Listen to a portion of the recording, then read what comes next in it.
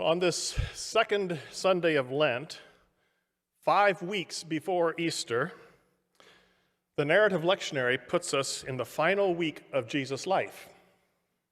This is unusual, but for me, a welcomed opportunity.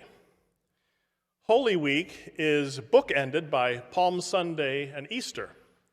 So in my binders of old sermons, I have loads of sermons about the triumphal entry and about the resurrection, but very few about all the other things that happened that week. We always read through the Passion story during Holy Week, but rarely do we dive deep.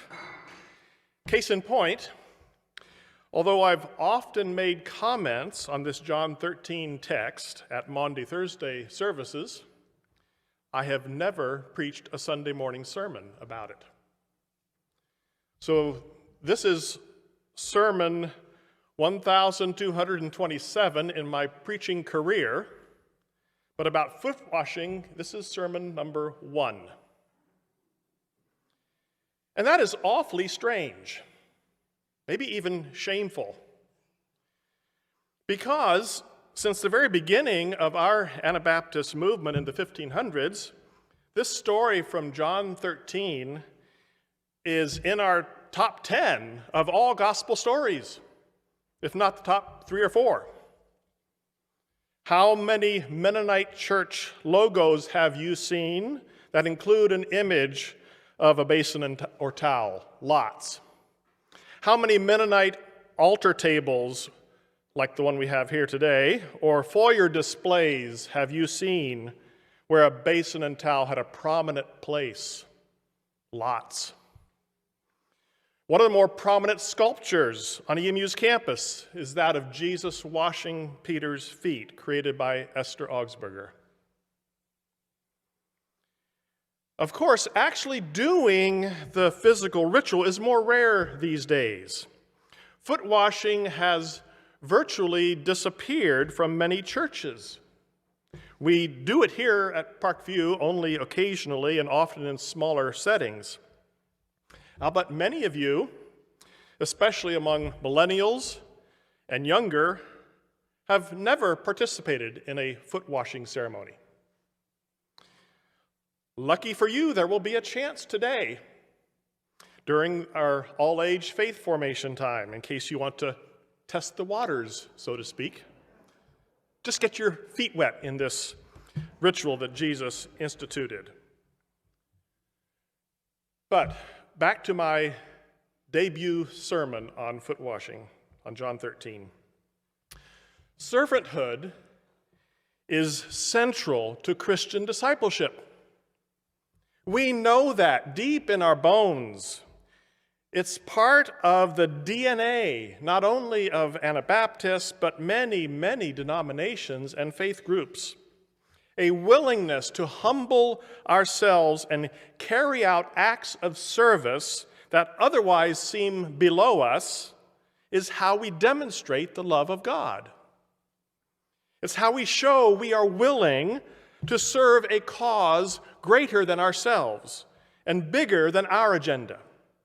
It's the essential posture of the disciple of Jesus. It is why Mennonite Central Committee exists. MCC started a little over 100 years ago in, of all places, the Ukraine, where the combination of a Russian civil war and widespread famine meant that our own Mennonite sisters and brothers there were starving to death. So we went to great lengths and great personal and financial sacrifice to serve them and to serve many other suffering people besides. Some even laid down their lives for this noble cause. Service still drives the mission of so many of our Mennonite institutions today. Mennonite Disaster Service, Mennonite hospitals, group homes, schools, camps, mission agencies, financial aid organizations. For the size of our denomination, we have a huge and I mean huge number of institutions whose mission is centered on servanthood. Nevertheless, this is a challenging topic for us. In John chapter 13, we see Jesus, who, as John often reminds us, is sent from God, is one with God, is God's anointed one, the Messiah, whose authority is supreme. We see this God figure stoop to our level, take a basin of water and towel, and make his rounds to his disciples. This highly esteemed rabbi washes the dirty and dusty feet of his disciples. He does the duty, as Mariah said, usually relegated to the lowest servants in the household. And Jesus not only does this remarkable act and makes his disciples feel awkward and uncomfortable, but he commands them and us to do the same. Jesus intends for his followers to never forget the primary place of humility and servanthood in the character of the disciple. This idea is not easily embraced.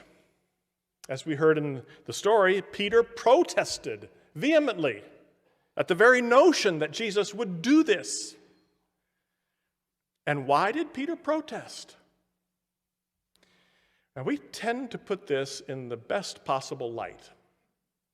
Well, Peter had such high esteem for his rabbi that his own humility made him object. Yeah? I don't think so.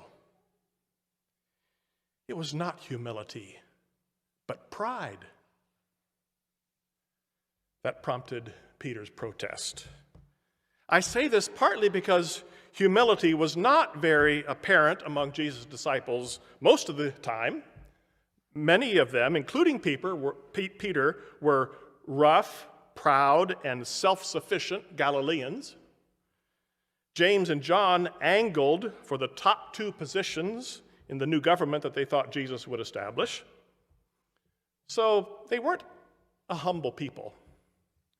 But I also say this partly because, from personal experience and observation, we Mennonites who emphasize service and servanthood also suffer from a lot of pride that masquerades as humility.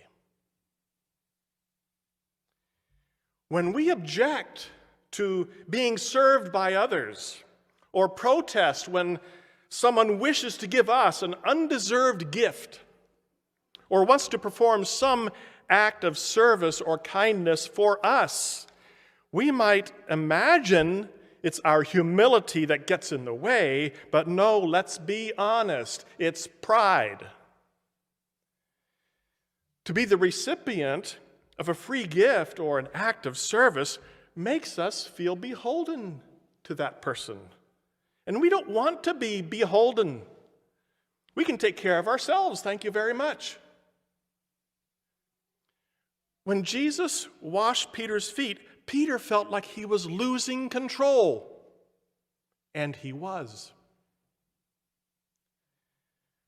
Peter's response actually reminds me of a story in the Hebrew Scriptures, 2 Kings 5, where the powerful Aramean army commander Naaman came to the Israelite prophet Elisha to seek healing from his leprosy. The cure Elisha offered through a messenger to wash in the Jordan River 7 times was so offensive to Naaman that he turned his chariot around in anger to head back home. Elisha didn't even do him the favor of showing his face. Naaman was too great and powerful to be told by a messenger to get in that dirty water. Now, we don't have any trouble identifying that as pride. But is it really much different than what Peter objected to? Peter resisted the offer of Jesus because to accept it was to admit that he wasn't in control. Jesus modeled the posture of authentic servanthood. It was a self-giving and generous act, and even at the moment that he lowered himself, Jesus maintained a strong identity and selfhood. Jesus was self-giving, but not self-destructing. There's a big difference. So why has foot washing diminished among us in recent decades? I've heard us blame it on our Western individualistic and self-oriented culture. That's probably fair. But it's also a little more complicated than that. Maybe Mennonites have gradually come to see that there is also a perverted form of yieldedness that shows up sometimes in the church. It's a form of self-yielding that veers into self-condemnation, that keeps us from living our best self, that makes it harder to see and affirm that sacred and beautiful divine image in all of us that must be celebrated and preserved. And so, seeing that some people struggle to believe that they are worthwhile as they are in the sight of God, we have focused less on self-emptying servanthood. So I understand that response, but it doesn't have to be that way. We have the authentic servanthood that Jesus modeled, self-giving without self-abasement. If we have a healthy sense of self, or at least a sense of self that is growing and being supported by our healthy community of faith, then we can safely be invited by our community to a life of humility and servanthood and even deep sacrifice. Because it's coming from a place of knowing of God's abundant and unconditional love. Our inherent worth before God is not called into question when we say yes to radical servanthood and obedience, even to the point of being willing to lay down our lives for a cause greater than ourselves. This is the paradox of Christian servanthood. In order to sacrifice ourselves, we need to have a self to sacrifice.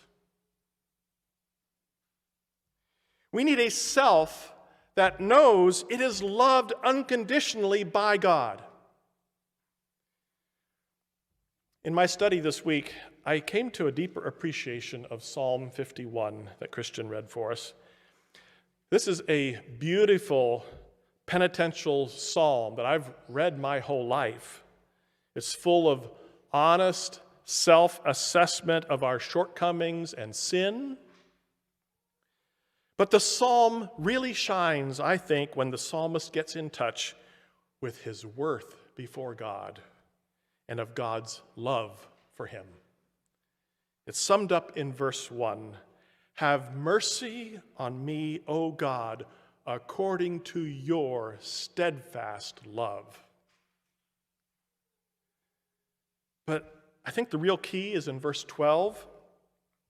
Restore to me the joy of your salvation and sustain in me a willing spirit. There is the soul of Christian service. A willing spirit made sustainable by God's own intervention. That's the prayer of the psalmist, that God would sustain in him a willing spirit. The word willing is so much richer in Hebrew. We cheapen it when we think it simply means to be agreeable. We can agree to do something without being willing in spirit. The original word in this Hebrew poem is nadib. Nadib, it means to be inclined towards someone, to be generous, to be noble. In fact, when it's used as a noun, it's in the masculine form in Hebrew and translated elsewhere in the Bible as nobleman or prince. Makes sense, actually.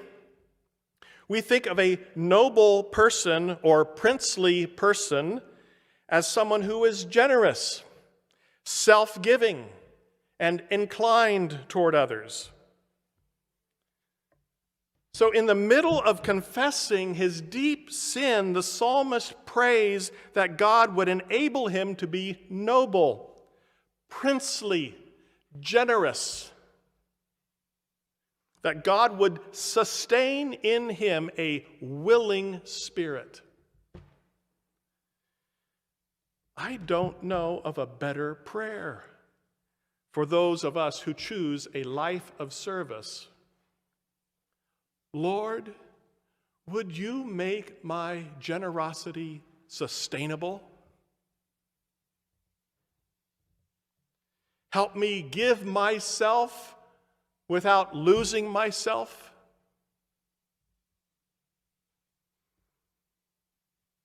I commit myself to praying that prayer more often, and I encourage you to do the same. Lord, make me more generous, more open to others, more inclined toward others, including those I find difficult to understand or love.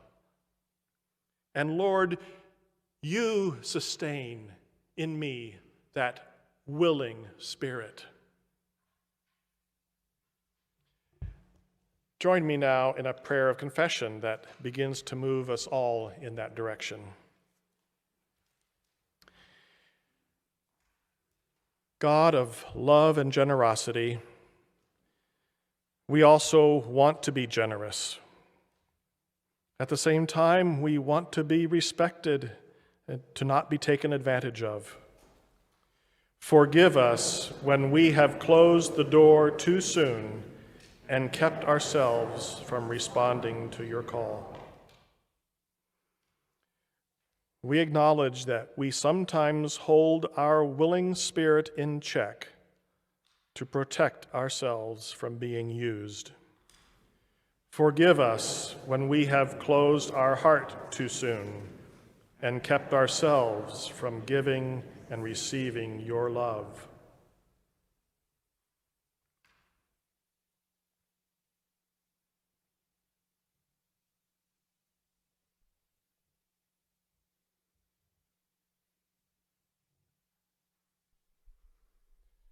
Do your work in our inner being. Sustain in us a willing spirit to go where you lead, to give where our gifts are needed, and restore to us the full joy of your salvation. Amen.